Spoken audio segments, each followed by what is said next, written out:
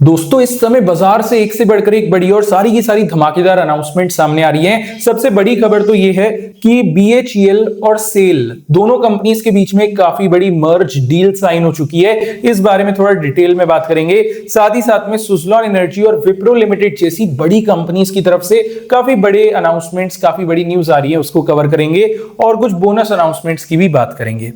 आते हैं सबसे पहली खबर की ओर बढ़ते हैं। ये जो खबर है कोचीन शिपयार्ड की तरफ से आ रही है।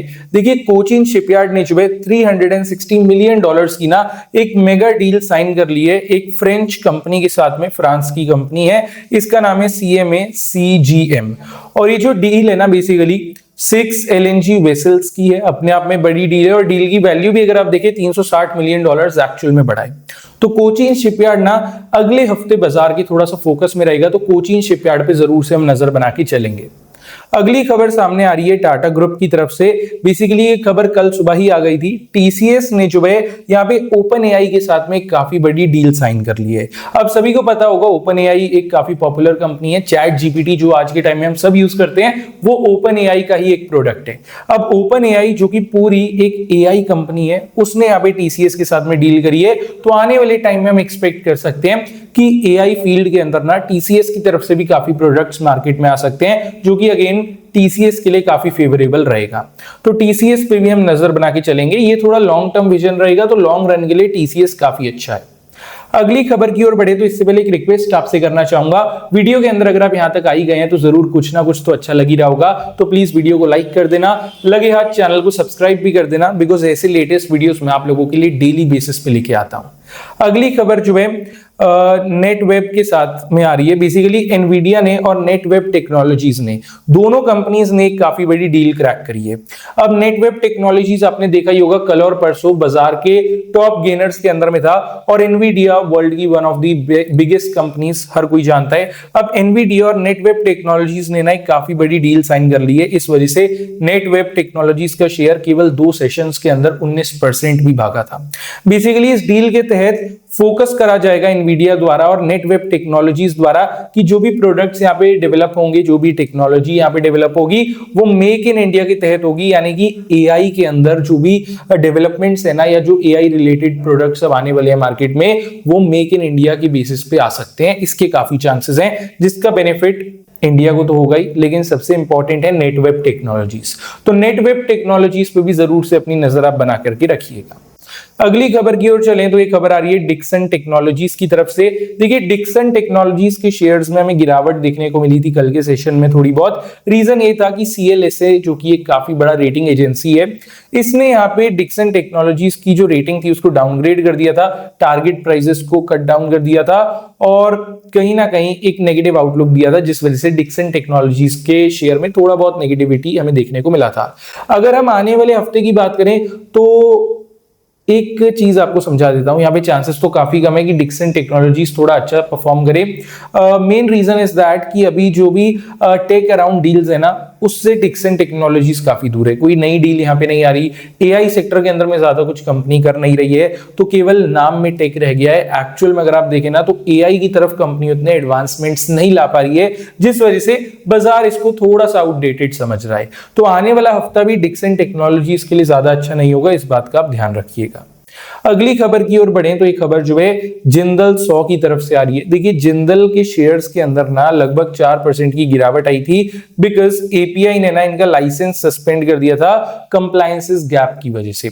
बेसिकली क्या होता है, जो भी ये कंपनीज होती है ना, इनके अलग अलग एपीआई टाइप होते हैं और सबके पास में अपने लाइसेंस होते हैं। अब जिंदल 100 की अगर हम बात करें तो इनका जो लाइसेंस था वो यहाँ पे रद्द कर दिया गया है। रीजन ये है कि कंपनी जो है कंप्लायंसेस को सही से फॉलो नहीं कर पा रही थी। अब अगर ये लाइसेंस वापस से इनको री इशू हो जाता है तब शेयर के अंदर हमें तेजी भी देखने को मिल सकती है। तो जिंदल 100 पे हम थोड़ा सा ध्यान रख के चलेंगे। अगली खबर सामने आ रही है बीएल कश्यप की तरफ से। देखिए बीएल कश्यप का जो शेयर है ना लगभग 9% भागा था। रीजन ये था कि कंपनी को 300 करोड़ रुपए का एक ऑर्डर मिल चुका है। ये जो ऑर्डर है ना greater Noida group housing project का है। अब नोएडा का ऑर्डर है एंड एक्चुअल में ऑर्डर वैल्यू भी अच्छा है, तो शेयर के अंदर तो स्वाभाविक सी बात है तेजी आनी थी। बीएल कश्यप के शेयर पे भी हम नजर बना करके चलेंगे। अगली खबर सामने आ रही है अदानी इंफ्रा की तरफ से। सभी को पता है अदानी इंफ्रा ना गूगल के साथ में एआई डेटा सेंटर्स पे काम कर रहा है। एंड इसके लिए अदानी इंफ्रा को ना काफी ज्यादा लैंड की रिक्वायरमेंट थी, बिकॉज एआई डेटा सेंटर्स बनाने के लिए लैंड रिक्वायर्ड होता है। अब ये काफी टाइम से कोशिश कर रहे थे आंध्र प्रदेश के अंदर इन्हें 601 एकर्स का लैंड मिल जाए, जो कि नहीं मिल पा रहा था। लेकिन अब फाइनली, क्योंकि अदानी ग्रुप की जो संबंध है रूलिंग पार्टी से वो काफी अच्छे हैं, हम सभी जानते हैं। एंड फाइनली अब अदानी ग्रुप को जो है आंध्र प्रदेश के अंदर में 601 एकड़ लैंड इशू कर दिया गया है, मतलब अलॉट कर दिया गया, और इसका जो भी प्रोसेस था वो सब क्लियर हो चुका है। तो अदानी इंफ्रा के लिए काफी अच्छी बात है। इसका इफेक्ट जो है अदानी एंटरप्राइजेस पे हमें देखने को मिलेगा, प्लस अदानी पोर्ट्स में भी थोड़ा बहुत इसका इफेक्ट आ सकता है।